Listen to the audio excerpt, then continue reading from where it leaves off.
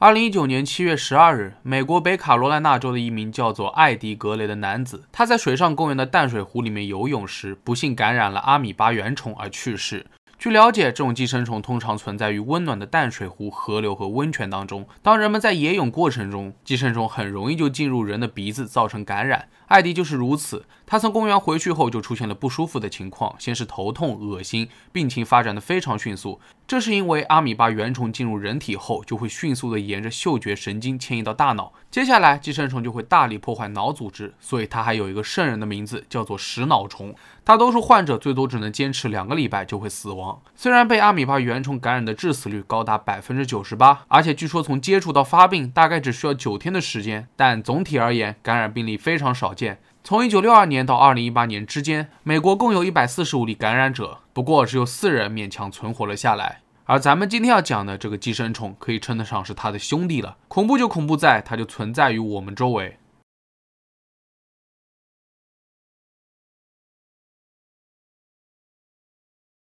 山姆·巴拉德是一名来自澳大利亚悉尼的橄榄球运动员，他在这项运动上展现出过人的天赋，前途无量。在2010年，19岁的山姆正与朋友参加周末派对，和其他年轻人一样，这群10几岁的孩子很享受聚在一起吃饭聊天的时光。当天酒过3巡后，他们发现有一条鼻涕虫正从花园缓缓地爬到露台上，一群人的话题自然就转移到这恶心的鼻涕虫身上。鼻涕虫学名叫做蛞蝓，看上去就像是没有壳的蜗牛。小时候经常把蛞蝓、蜗牛和水蛭搞混，但其实它们完全不一样，不过都喜欢在潮湿的地方出没。由于是害虫，经常会在菜叶子上出现，它经过的地方会留下一条透明的粘液，看上去黏黏糊糊的，就像是一团鼻涕，所以许多人都喜欢叫它鼻涕虫。而这帮小年轻喝了点小酒，明显有些上头，他们看到鼻涕虫之后便开始起哄，问在场有谁敢吃掉这条鼻涕虫。山姆显然是喝多了，他在吵吵闹闹的起哄声中逐渐迷失了自我，一下子就站了起来，前去挑战。只见他捡起了鼻涕虫就一口吞了下去，此时的他自信心爆棚，好一个硬汉的男子汉形象。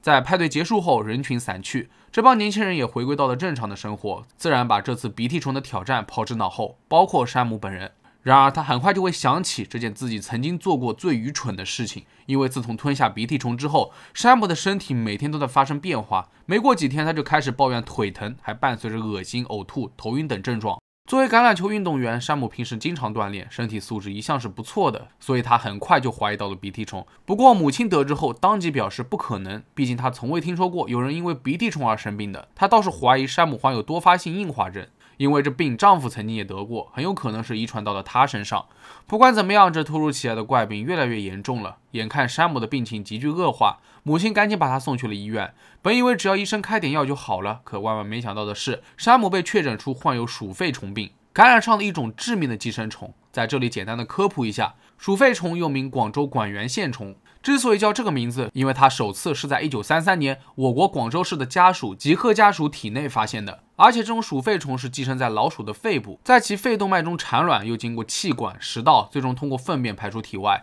而一些软体动物，就比如蜗牛、鼻涕虫等，接触到了老鼠粪便后，会摄入鼠肺虫的第1期幼虫，后者则在其体内发育成第3期幼虫。这个时候，如果人类是用活的蜗牛或者鼻涕虫，又或者是被它们污染过的食物，那么也极有可能染上这种寄生虫。而之所以这种寄生虫致命，是因为它发病快。在人体内，鼠肺虫的幼虫可以进入大脑，并引起嗜酸性脑膜炎。主要临床表现有头痛、恶心、呕吐、发热、嗜睡等等，少数严重者可有昏迷、肢体瘫痪，进而威胁到生命。据美国疾病控制中心称，大多数感染鼠肺虫的人是因为吃了没煮熟的蜗牛导致的，症状较轻的话是能顺利康复，但在某些极端严重的情况下，这种寄生虫会穿透肠道内壁，进入肝脏和肺部，进而迅速损坏中枢神经系统，那便没有什么特效药可医治的了。可悲的是，山姆的病情就是最严重的那一类。根据医生推测，那只罪魁祸首鼻涕虫，因为接触过感染鼠肺虫的老鼠粪便，已经被感染了。而倒霉蛋山姆一口气将其吞下，这才遭了殃。自从确诊后没多久，山姆的病情日益严重，很快他便陷入了长达420天的昏迷。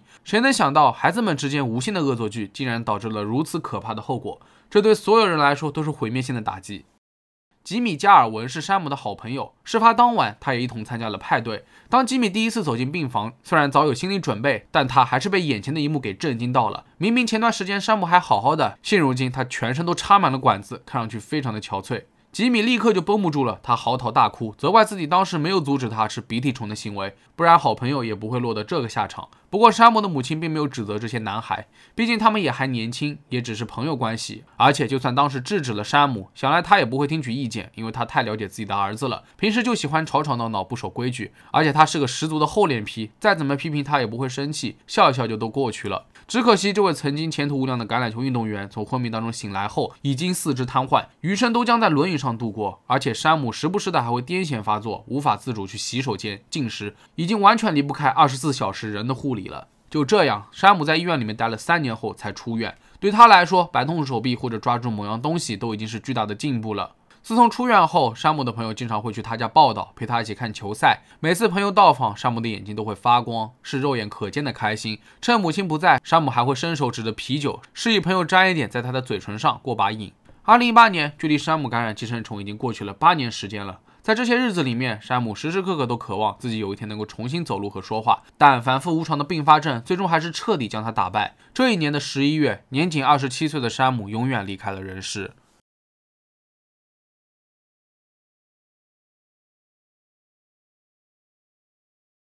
我相信让视频前的各位吃下一条鼻涕虫应该是不大可能的，毕竟这玩意这么的恶心，看着完全没有食欲。但是有一种东西，它就活跃在我们的生活之中，那就是福寿螺。就算是没吃过，各位应该都听说过吧？在这个视频之前，大家可能对广州管源线虫有些陌生，但有研究表明，在一只福寿螺体内可能含有3000至6000条广州管源线虫，也就是鼠肺虫。是不是听着鸡皮疙瘩都要起来了？我想再多的科普视频都没有我这期形容的直接。如果有人没有煮透福寿螺就吃下去，又或者喝了被这种寄生虫污染的水，生食了福寿螺爬过的蔬菜，都有可能导致寄生虫进入人体内，严重威胁健康。不知道各位有没有听说过福寿螺人送外号折寿螺，这名字听着就非常的晦气。相比普通的田螺，福寿螺会产出粉红色的卵，相当的猎奇，而且它的体型较大，尾部又短又平。这里附上一张和田螺的区别图，大家可要看仔细了。另外，福寿螺的外壳比较薄，螺肉颜色也很浅，大多数为黄白色，而普通田螺肉基本上都是青褐色的。